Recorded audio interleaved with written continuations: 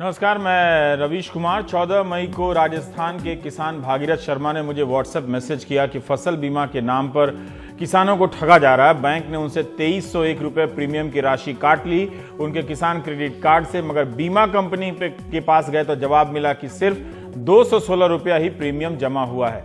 भागीरथ शर्मा का यह मैसेज आज भी मेरे मोबाइल फोन में है। उनसे आज भी बात की तो उन्होंने बताया कि 2017 की बरसात में जब उनकी फसल नष्ट हो गई, उसकी बीमा राशि जो क्लेम राशि है आज तक नहीं मिली है, बल्कि दूसरी फसल भी खराब हो चुकी है, उसकी भी बीमा राशि नहीं मिली है। मैं तो इसी सवाल में उलझा रहा कि बीमा कंपनी का बिजनेस है, बैंक वाले बीमा कंपनी के बदले बीमा राशि क्यों बदल रहे हैं? क्या बैंक के मैनेजर बीमा कंपनी के एजेंट बन गए हैं? क्या बैंकों के इंफ्रास्ट्रक्चर का लाभ उठाकर बीमा कंपनियां मुफ्त में मुनाफा बटोर रही हैं? क्योंकि हम न्यूज एंकर हर विषय को समझने और परखने की योग्यता नहीं रखते, सिवाय हिंदू मुस्लिम के, और आपके बच्चों को दंगाई बना देने की योग्यता रखते हैं। आजकल चैनलों पर आप देखते होंगे। तो भागीरथ जी से और भी मैंने सवाल किए समझने के लिए। उन्होंने मई 2018 के आसपास पत्रिका और भास्कर की खबरों की क्लिपिंग भी भेजी, जो मार्च से लेकर अगस्त के बीच भी छपती रही हैं। कोटा जिले के हाड़ौती के 12 जिले के अटरू तहसील का एक गांव है नरसिंहपुर। इस गांव के कई किसानों की उड़द और सोयाबीन की फसलें नष्ट हो गईं। 6 महीने से किसान बीमा राशि लेने के लिए चक्कर लगाते रहे। कभी बीमा कंपनी गए, कभी बैंक, तो कभी कृषि विभाग। भागीरथ शर्मा ने कहा कि कृषि विभाग ने बीमा कंपनी को 3-3 बार चिट्ठियां भेजी कि इन किसानों की 100% फसल नष्ट हो गई है। सारी खबरें अखबार में भी छप रही थी, लेकिन इसके बाद भी बीमा का एक नया पैसा नहीं मिला। यही नहीं, उन्होंने बताया कि बैंकों ने जो प्रीमियम राशि काटी है वो पूरी की पूरी बीमा कंपनी तक नहीं पहुंची। तो वो पैसा कहां गया? 2000 का प्रीमियम कटने के बाद बीमा कंपनी के पास 300, 400, 600 पहुंचे। तो इसका मतलब कोई बड़ा घोटाला है। यही नहीं, सभी किसानों के किसान क्रेडिट कार्ड से बीमा की राशि तो ले ली गई, मगर बीमा कंपनी ने यह कहकर उन्हें लौटा दिया कि सबकी फसल का बीमा ही नहीं हुआ है। भागीरथ शर्मा के किसान क्रेडिट कार्ड से 4.25 एकड़ फसल के लिए 2301 रुपए की प्रीमियम राशि काटी गई, लेकिन जब सोयाबीन और उड़द की फसल नष्ट होने पर बीमा कंपनी से संपर्क किया गया तो बताया गया कि भागीरथ शर्मा की 4.25 एकड़ जमीन का बीमा नहीं हुआ है, मात्र 0.4 एकड़ यानी आधे एकड़ जमीन का बीमा हुआ है। किसान कोर्ट चले गए और कोर्ट ने बीमा कंपनी पर मुकदमा दायर करने के आदेश दिए, मगर आज तक कुछ नहीं हुआ, किसानों की बीमा राशि नहीं मिली। उन्होंने एक और बात बताई कि किसान ने फसल बोई है सोयाबीन की और बैंक वालों ने बीमा कर दिया उड़द का। यह भी हुआ है कि ताकि किसान इन्हीं सब में उलझा रहे और बीमा कंपनी को पैसे न देने पड़े। भागीरथ जी ने यह भी बताया कि पिछले साल जो उनके जिले में बीमा कंपनी थी वो इस साल नहीं है, अब किसी और कंपनी को टेंडर बन गया। ये रोस्टर में घूम घूम के किसानों को गोला बना रहे हैं, नई कंपनी आ गई। इसी तरह से 26 अगस्त 2018 के भास्कर में खबर मिली कि मध्य प्रदेश के दतिया में बीमा का प्रीमियम देने के बाद भी 3000 किसानों को क्लेम नहीं मिला। आज ही हरियाणा के सिरसा में किसान कंज्यूमर कोर्ट पहुंच गए हैं, क्योंकि करीब 2000 किसानों का बीमा कंपनी ने प्रीमियम लौटा दिया ताकि क्लेम की राशि नहीं देनी पड़े। अखिल भारतीय स्वामीनाथन संघर्ष समिति के विकल्प प्रचार ने इसके बारे में बताते हुए कहा कि यह कैसे हो सकता है कि जुलाई 2017 में प्रीमियम राशि लेने के 10 महीने के बाद बीमा कंपनी प्रीमियम राशि लौटा दे, इसलिए हम उपभोक्ता अदालत गए हैं। यही नहीं, सिरसा जिले में 2017 में 68,000 किसानों ने कपास का बीमा कराया। प्रति एकड़ के हिसाब से किसानों ने प्रीमियम दी 500 रुपए, सरकार ने अपना हिस्सा दिया 1500 रुपए, तो प्रीमियम की राशि हो गई 2000 रुपए प्रति एकड़। कपास की फसल पिट गई। कई महीनों बाद जब बीमा की राशि नहीं मिली तो सिरसा के किसान आंदोलन पर उतरे। किसी का 18,000 रुपए प्रति एकड़ का क्लेम था तो किसी का 22,000। कुल मिलाकर यह राशि 320 करोड़ के आसपास। बीमा कंपनियां और बैंक के बीच चक्कर काटते काटते किसान जब यह खेल समझे तो पानी की टंकी पर 5-6 किसान चढ़ गए और 50 दिनों तक आंदोलन किया। तब जाकर सरकार ने आदेश दिए बीमा कंपनियों को कि इन्हें पैसा दिया जाए। 320 करोड़ की राशि किसानों ने इस आंदोलन से ली, लेकिन मीडिया ने आपके बच्चों को दंगाई बनाने के लिए सिर्फ हिंदू मुस्लिम पर डिबेट किया। अब किसानों ने अपने दम पर यह राशि ली थी। इसके बाद भी 2000 किसानों को क्लेम की राशि नहीं मिली है, क्योंकि बीमा कंपनियों ने उनका प्रीमियम लौटा दिया है। किसानों को आंदोलन करना पड़ रहा है, कोर्ट में जाना पड़ रहा है, रास्ता जाम करना पड़ रहा है, तब जाकर बीमा राशि मिल रही है। अभी 25 नवंबर को भास्कर में खबर छपी है कि मध्य प्रदेश के अशोकनगर जिले में 70 किसानों को बीमा का क्लेम मिलेगा। वो भी 2016 का, और वो भी उपभोक्ता अदालत के आदेश पर। किसानों ने खेती से ज्यादा चिट्ठी पत्री कर ली, दफ्तरों के चक्कर लगा दिए, तब जाकर मिलने का आदेश हुआ और अभी पैसा मिला नहीं है। यही नहीं, पिछले साल जो बीमा कंपनी होती थी इस साल नहीं है। यह भी पता चलता है कि बीमा कंपनी जिले में अपना प्रतिनिधि नहीं रखते हैं। किसान किससे बात करें ये उन्हें पता नहीं चलता है। उनसे के बिना पूछे उनके खाते से पैसे काट लिए जाते हैं, क्रेडिट से पैसे काट लिए जाते हैं। और फसल खराबे के लिए बीमा कंपनी ने शर्त दी हुई है कि किसान 48 घंटे के अंदर, चाहे उसकी फसल में जल भराव हो जाए, चाहे उसकी फसल जल जाए, चाहे प्राकृतिक कारणों से नष्ट हो जाए, उसे 48 घंटे के अंदर अंदर कंपनी को रिपोर्ट करनी है। लेकिन आप ये भी मजाक देखें कि हरियाणा जैसे स्टेट में जो एग्रीकल्चर में बहुत आगे है, हर डिस्ट्रिक्ट में एक भी कंपनी का अधिकारी मौजूद नहीं है। हमारा सीधा अगर किसी से बातचीत होती है तो बैंक अधिकारी से होती है, और बैंक अधिकारी सीधा फार्मर को यही कहता है उनका काम पैसा काटने का है, क्लेम दिलाने का या सुपरवाइज करने का काम नहीं है। तो इन कंपनियों ने हरियाणा जैसे राज्य के अंदर जो एग्रीकल्चर के में बहुत आगे है, इन कंपनियों के 2-2, 3-3 आदमी हैं। तो वो कैसे हर फार्मर का सर्वे करेंगे? वो फार्मर उसको 48 घंटे में कैसे उस अधिकारी को ढूंढेगा? जब हम किसान संगठन 2-2, 3-3 साल लड़ाई लड़कर और हम इनके एक अधिकारी को ढूंढ पाए हैं, तो ये पूरी तरह से किसान को देने के नाम पर इसमें कुछ नहीं है। विकल्प प्रचार का कहना है कि हरियाणा के 12 जिलों में किसानों ने करीब 380 करोड़ रुपए की प्रीमियम राशि दी है, मगर क्लेम की राशि बटी है 45 करोड़ रुपए, क्योंकि उन्हें आता नहीं है, समझते नहीं है। आज हमारे साथ पी साईनाथ है, जिनका मानना है कि फसल बीमा योजना राफेल से भी बड़ा घोटाला है। क्योंकि पी साईनाथ है तो हम कोशिश करेंगे कि खेती से जुड़े अन्य मसलों पर भी बात करें, किसान मार्च की भी बात करें। एक मुद्दा है किसानों की आमदनी दुगनी करने का। 2022-23 के बाद प्रधानमंत्री ने कहा है कि कर देंगे, यानी अब से 4 ही साल रह गया है आमदनी डबल होने में। लेकिन अभी किसान कितना कमा रहा, क्या हम जानते हैं कि कितनी होने वाली है? छोटे किसान की क्या इनकम होगी, खेतिहर मजदूर किसान की क्या इनकम होगी, महिला किसानों की क्या इनकम होगी, क्या हम जानते हैं? 25 जून 2017 को देवेंद्र शर्मा ने एक लेख लिखा जिसमें बताते हैं कि यह आंकड़ा 2016 के आर्थिक सर्वे का है, सरकारी, कि 17 राज्यों में किसानों की सालाना औसत साल में मात्र 20,000 रुपए। हिसाब लगाइए, औसत आमदनी महीने की 1,300 रुपए से ज्यादा नहीं होती है। क्या 2022 में किसानों की औसत आमदनी 2,600 रुपए हो जाएगी? उसके लिए आप डांस करेंगे इस बात को लेकर, वो भी 4 साल बाद। एक सवाल और भी कि सरकार के कृषि मंत्री, जो अभी स्टार प्रचारक भी नहीं है, खुद से ट्वीट कर बता सकते हैं, ये बता दें कि 4 सालों में किसानों की औसत आमदनी कितनी बढ़ी है। इससे पता चल जाएगा कि हम दोगुनी करने के लक्ष्य के कितने करीब पहुंच रहे हैं।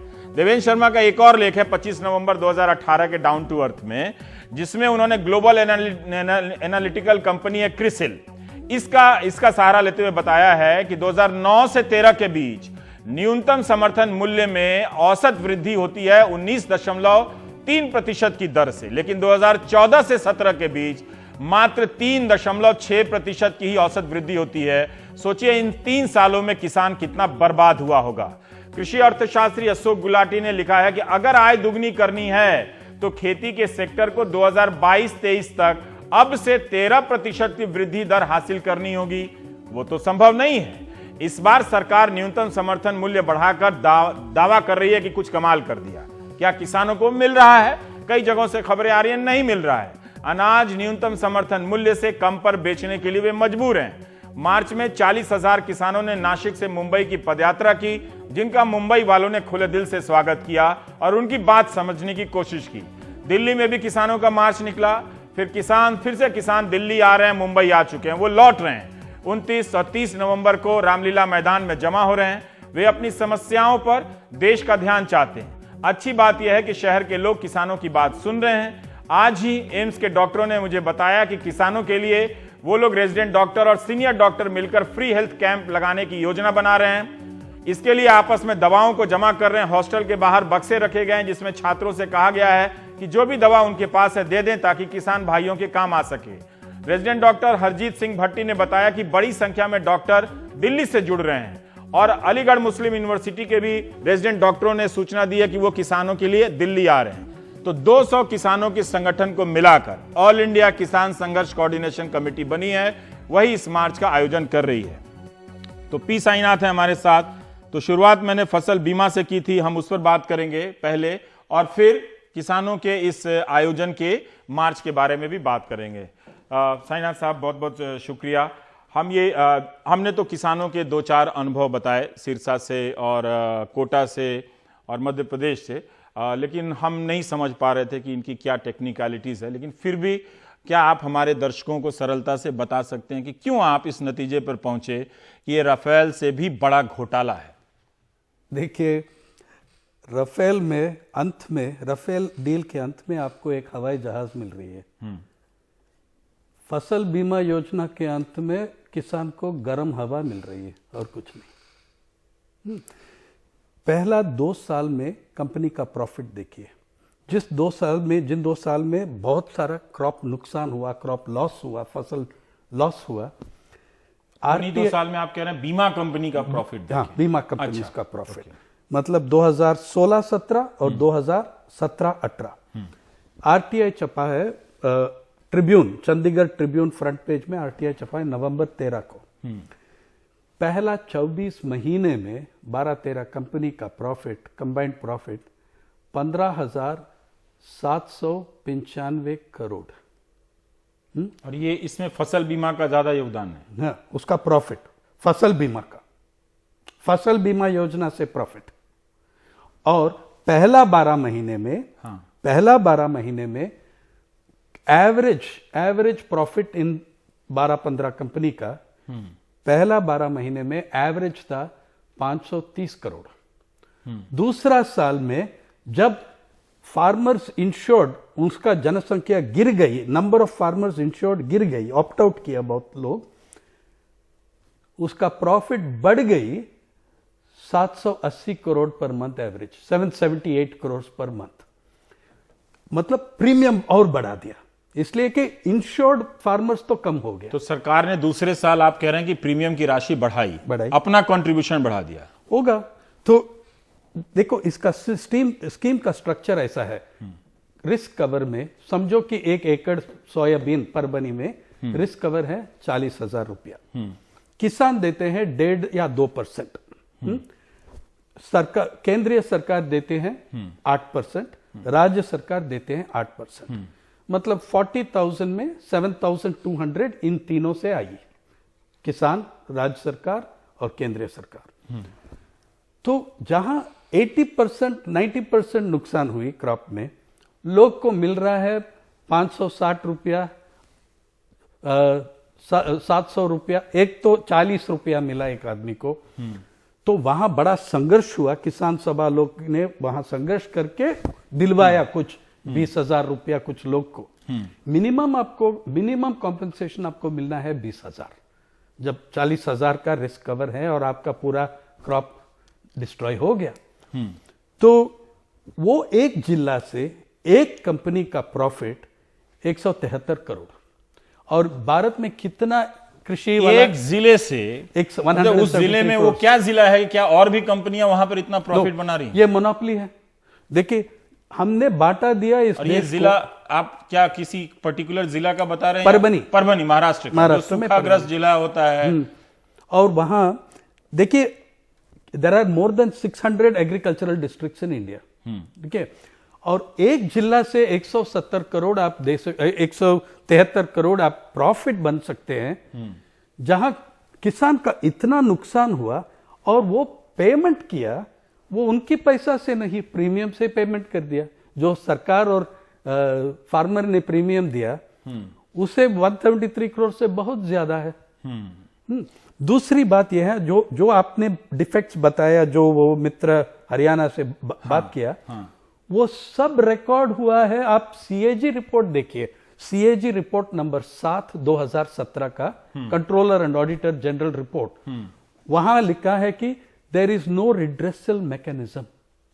कुछ जैसा उसने कहा, कोई भी अधिकारी नहीं था, उनका ऑफिसर नहीं था, उसका राजस्थान वाले का एक टोल फ्री नंबर होता है जिसको फोन करते रहते हैं और ऐसे सवाल पूछते हैं कि समझ में नहीं आता कि फोन पे कितने देर। और अब जाइए फसल बीमा योजना का वेबसाइट में, वहां पूछती है हैव यू अ कंप्लेंट, यहां लिखो, आप बटन प्रेस करो, एक 3 छोटा बॉक्स आती है, आपका नाम, आपका काम, आपका कंप्लेंट।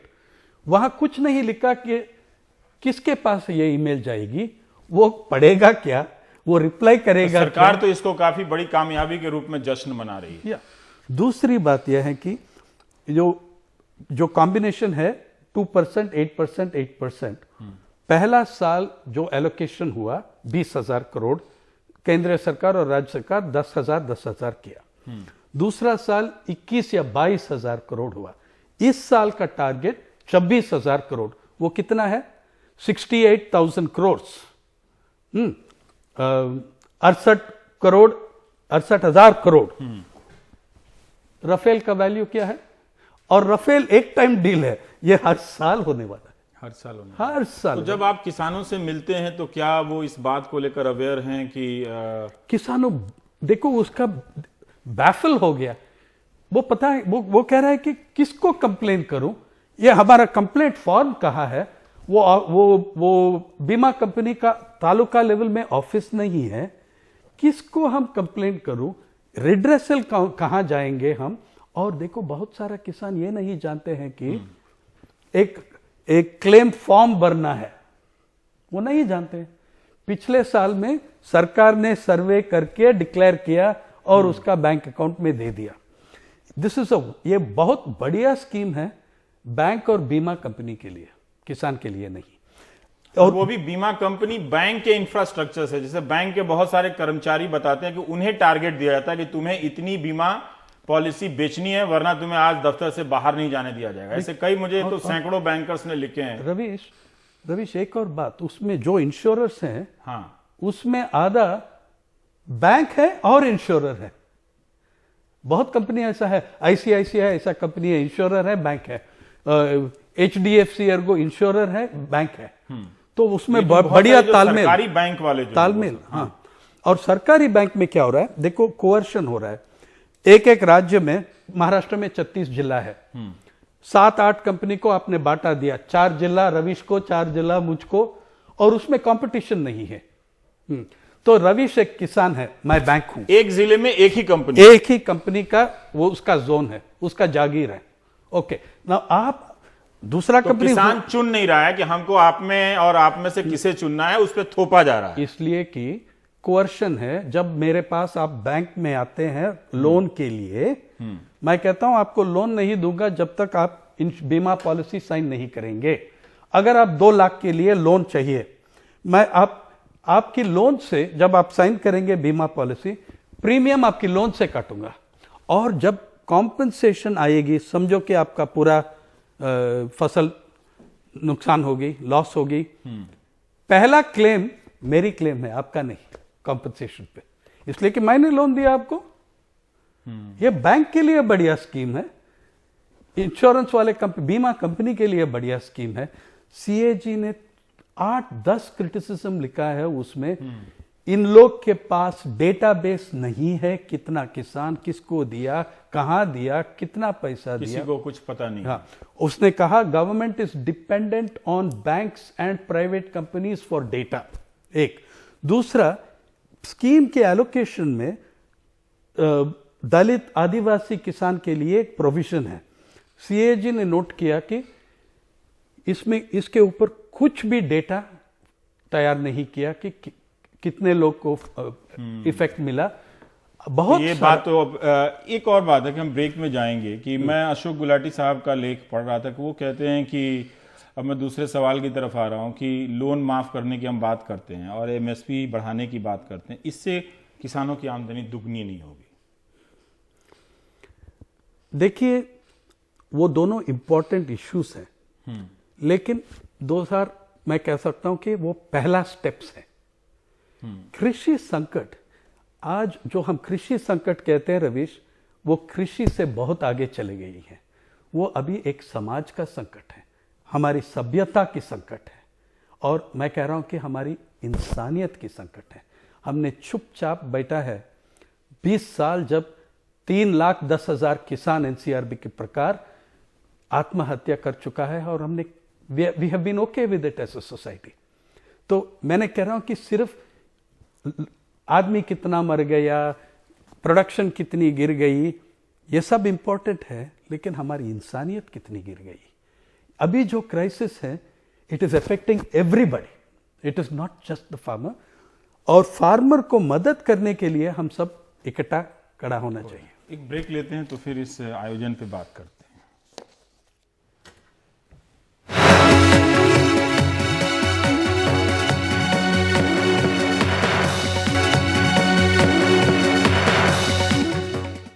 फसल बीमा पे अब इतने सारे सवाल आ गए हैं कि किसानों के आयोजन पर लगता है कि बात ही नहीं हो पाएगी, लेकिन फिर भी लोग भावांतर के बारे में जानना चाहते हैं, लोग क्रॉप कटिंग के बारे में जानना चाहते हैं, ये सब क्या है इसके बारे में तो हम बात कर लेंगे और भी विस्तार से। जब सवाल आ जाएंगे तो एक बार और आपसे बात कर लेंगे। पर मैं जानना चाहता हूँ कि आप कई यूनिवर्सिटी में गए हैं, क्या आपको लगता है कि जो हमारा यूथ है वो किसानों के इश्यूज़ को समझना चाहता है, बात करना चाहता है? सामने आ रहा है यूथ। देखो, दो ट्रैक हैं। एक तो बहुत सारे बच्चे जो मराठवाड़ा में, वेस्ट पश्चिम महाराष्ट्र में, बिदर में, स्पेशली प्राइवेट यूनिवर्सिटीज में, उसको वो बहुत परेशान में है। उनका माताजी पिताजी सब किसान हैं, कृषि संकट में बैंकरप्ट हो गया, और अभी जो सूखा आ रही है वेस्टर्न महाराष्ट्र में, नॉर्दर्न कर्नाटका, तेलंगाना में, वो मेरे ख्याल में 50 साल में सबसे बड़ा हो सकता है। अभी नवंबर में एक ड्रॉप पानी नहीं है, तो आप बरसात कब आएगी? 6 महीने के बाद। बीच में लोग क्या करेंगे? तो फसल भी नहीं है तो ये बच्चे फीस नहीं भर सकते हैं, मेस का फीस नहीं भर सकते हैं, हॉस्टल का फीस नहीं भर सकते हैं। एक तो वो सेंसिटाइजेशन हुआ कि हमारा क्लासमेट्स का, बच्चे लोग आके बता रहे हमको, हमारा क्लासमेट है वो बात नहीं करना चाहते सामने, लेकिन इसको ये हो रहा है। एक सेंसिटाइजेशन वहीं से आई। दूसरा, दिल्ली, मुंबई, बेंगलुरु जैसे कॉलेजों में भी गया। हाँ, और ड्रॉप आउट होगा। बहुत सारे बच्चे ड्रॉप आउट होगा। नहीं, मैं थोड़ा मिडिल क्लास का रिएक्शन समझना चाहता हूँ कि जो इन बड़े शहरों के जो कॉलेजेस हैं, तो वहाँ पे जब आप किसानों की बात को कह रहे हैं, हम लोग को भी कई बार लगता है कि लोग अब इतना ज़्यादा शहरी हो गए हैं कि उन्हें उससे मतलब नहीं है कि पीछे किसानों के साथ क्या हो रहा है, क्योंकि उनको सब्जी तो उनके टेबल पर मिल जा रही है। पिछले 1-2 साल में एक बदलाव आ रही है। एक तो डीमोनेटाइजेशन और जीएसटी से भी एक सेंसिटाइजेशन आया, पहुंच गया मिडिल क्लासेस को। लेकिन इस साल मैं समझता हूं कि यूथ का, नौजवान का डिफॉल्ट मोड है आइडियलिस्टिक, लेकिन उसका रोल मॉडल्स, मीडिया क्या रोल मॉडल्स देती है उसको, किसको एम्यूलेट करना। जब 25 साल हमने Vijay Mallya type of role model दिखाया उनको, जब किसान को मिल रहा है सामने। मुंबई में मार्च महीने में 40,000 आदिवासी किसान, सबसे गरीब, जिसके पास जूता भी नहीं है, 182 किलोमीटर धूप में आए हैं, 38 डिग्री हीट और रोड से 2 डिग्री और समझो, उनके जूते नहीं है। 182 किलोमीटर मार्च करके आया मुंबई में, नासिक से। आखिरी दिन जब 12 किलोमीटर बचा था, उसको करना था मार्च 12 तारीख सुबह को, लेकिन वो चुपचाप, बिना नारा, बिना एक साउंड, कंप्लीट टोटल खामोश, वो 12 किलोमीटर रात को, मिडनाइट को किया चला। इसलिए कि अगले दिन लोगों को तकलीफ ना हो। अगले दिन बच्चों का बोर्ड एग्जाम्स था, लाखों बच्चे का, और उनको डिस्टर्ब न करने के लिए एक भी नारा नहीं लगाया रात को, और चुपचाप जाके। और क्यों रात को? इसलिए कि सुबह ना ट्रैफिक जैम हो, there should be no traffic jam उसको। और जब मैंने एक महिला किसान से पूछा, ये ऐसा किया आपने, थक गया फिर क्यों आया इस रात को? वो बोली थी कि हमको कहिए, हमारे बच्चे भी एग्जाम लिखते हैं ना, इन बच्चों को हम क्यों परेशान करूं? ये मेरा जवाब। इतना सेंसिटिव और कंपैशनेट आंसर दिया। उसको देख के मुंबई का मध्यम वर्ग का, मैं 36 साल मुंबई में रह रहा हूं, मैं ऐसा नहीं देखा कि मध्यम वर्ग का एक आउटपोरिंग ऑफ सिंपैथी। हजारों लोग आ गया आजाद मैदान में, पानी का पैकेट, फूड का खाना का पैकेट लेके। एक छोटा व्यापार क्रॉफर्ड मार्केट से एक भी शब्द बोला नहीं, आके 1000 पैर चप्पल छोड़ के चले गए, इसलिए कि टीवी पे देखा कि their feet were bleeding. 182 kilo. तो रवीश, उस दिन हमने देखा जे हॉस्पिटल से डॉक्टर्स पहुंच गया, बॉम्बे हाई कोर्ट से वकील पहुंच गया। तो मैंने उसको उस समय देख के यहाँ डॉक्टर्स फॉर फार्मर्स, यहाँ लॉयर्स फॉर फार्मर्स, यहाँ छात्र फॉर फार्मर्स। मैंने सोचा इस दिन मेरे सामने खड़ा है एक नेशन फॉर फार्मर्स, उससे ये मध्यम वर्ग का इन्वॉल्वमेंट बढ़ रहा है। आप ये कह रहे हैं कि वो ज्यादा आकर्षित हो रहा है। Yes yes. ये दिल्ली में जब किसान यहाँ पर आएंगे तो आप लोग क्यों चाहते हैं कि स्वामीनाथन कमीशन पे चर्चा हो, वो भी पार्लियामेंट चर्चा करे? देखिए, मैं चाहता हूं कि, और नेशन फॉर फार्मर्स जो मिडिल क्लास फोरम है, संगठन भी नहीं है, हम चाहते हैं कि देखो एग्रेरियन क्राइसिस इतनी बढ़ गई, इतना कॉम्प्लेक्स हो गई और इतने पार्ट हैं उसको कि एक बिल दो बिल में आप फर्स्ट स्टेप्स ले सकते हैं एमएसपी और लोन वेवर का, लेकिन क्राइसिस इतना बड़ा है, उसके लिए पार्लियामेंट का एक स्पेशल सेशन चाहिए, 3 हफ्ते का स्पेशल सेशन। मैं एक्सप्लेन करता हूं। तो राम मंदिर के लिए स्पेशल सेशन मंगा रहे हैं। वो जब मुंबई में एक पोस्टर है, जब चुनाव पास आएगा भगवान राम को याद आएगा।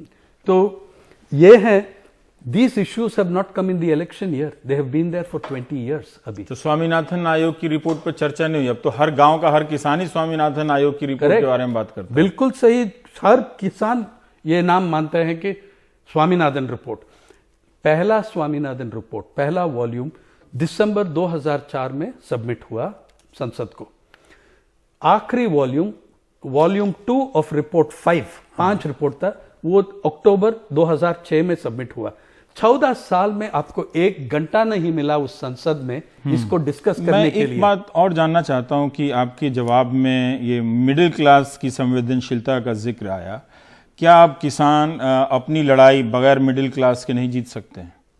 जरूरी है वो? मैं ऐसा नहीं कह रहा हूं, मैं ऐसा कह रहा हूं कि middle class has to make it self relevant to the struggles of the working people of the kisan. और हर मीटिंग में मध्यम वर्ग से मैं 2 सवाल पूछता हूं। एक तो है कि किसान वर्ग का लोग आपको साल में 365 दिन कमिटमेंट देते हैं, क्या हम 2 दिन नहीं दे सकते उनको?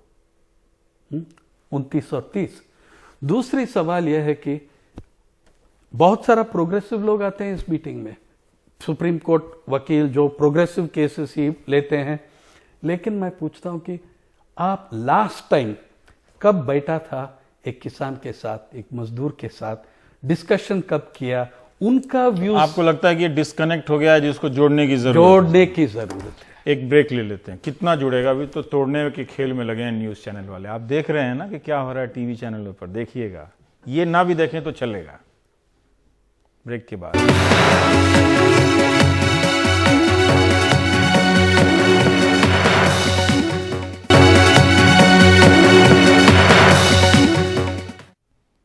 एक राजनीतिक सवाल करना चाहता हूं। किसानों के पास अक्सर हम देखते हैं कि काफ़ी आंदोलन की मुद्रा में है, लेकिन वो उन्हीं दलों को चुनते हैं जिसकी सरकार से वो लड़ रहे होते हैं, और जो विपक्ष को भी अगर चुनते हैं तो उनके मैनिफेस्टो को और सरकार के मैनिफेस्टो को पढ़ के लगता नहीं कि किसानों की समस्या दूर होगी। तो समझ नहीं आता है कि जब वो आंदोलन करते हैं तो एकदम किसान नज़र आते हैं, जब वो पॉलिटिक्स में जाते हैं, इलेक्शन में जाते हैं तो अपने अपनी जातियों में बटे नज़र आते हैं, या कोई बहुत अच्छा परिणाम अपने गुस्से और आक्रोश के अनुरूप तो वो नहीं दे पाते।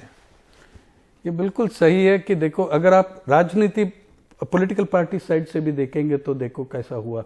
2014 में भाजपा ने प्रॉमिस किया स्वामीनाथन कमीशन का एमएसपी रिकमेंडेशन हम इंप्लीमेंट करेंगे 12 महीने में। 2014 पावर में आके 12 महीने से कम एफिडेविट फाइल किया और आरटीआई रिप्लाई दिया कि ये नहीं हो पाए, नहीं हो सकता है, it will distort the markets. 2016 में राधा मोहन सिंह जी बोला है कि हमने ऐसा वादा नहीं किया। 2017 में हमको कहा ये स्वामीनाथन रिपोर्ट छोड़ो, शिवराज चौहान जी देखो मध्य प्रदेश मॉडल स्वामीनाथन से भी बहुत आगे है। 2018 में जेटली साहब ने स्पीच पैरा नंबर 13 और पैरा नंबर 14 बजट स्पीच में कहा हाँ हमने ऐसा वादा किया और पूरा भी किया। किसान का मुद्दा बहुत इंपॉर्टेंट है, वो जानते हैं, लेकिन खेल रहा है उसके साथ, they are playing with it. आप सही किसान क्यों उसका शिकार? जब वो इतनी उसमें आप कह रहे हैं कि जागरूकता आ गई है उसमें और वो हताशा से निकल गया है, और इससे पता चलता है कि मुंबई में वो 2 बार मार्च किया, मार्च में भी किया, अभी नवंबर के महीने में दोबारा लौट के आया, दिल्ली में भी बहुत सारे मार्च हो चुके किसानों मैं समझता हूं कि 100 और मार्च होगा, देखो, जागृति आने में एक शॉट में नहीं आती है, एक मार्च में नहीं आती है, बढ़ जाती है, एक मूवमेंट बन रही है। और वो तो गांव में पहुंच के जाति और वो मंदिर बनवाने में लग जाएगा, कल को कोई और वो अपनी जाति के मुद्दे में लग जाएगा, तो फिर ये किसान का जो मुद्दा होता है तो हवा में उड़ जाता है। हमेशा नहीं, हमेशा नहीं। 2004 में आंध्रा का किसान जो मीडिया का डार्लिंग था, चंद्रबाबू नायडू, उसको हराया या नहीं? किसान ने हराया उसको। 2004 चुनाव में SM कृष्णा को, कर्नाटका का किसान, उसको गिराया। ये होगा, ये स्ट्रगल है बिटवीन फंडामेंटलिज्म, ऑब्सक्यूरेंटिज्म एक तरफ और popular consciousness, political consciousness growing, वो एक स्ट्रगल है। फिर साईनाथ जी आपका बहुत बहुत शुक्रिया। बहुत से दर्शकों ने आपको सलाम भेजा है और किसान आंदोलन 29 और 30 नवंबर, हाँ, हम देखेंगे उस दिन किसानों से और बात करेंगे रामलीला मैदान में जाकर। बहुत बहुत शुक्रिया आप सभी का। आप देख रहे थे प्राइम टाइम। नमस्ते।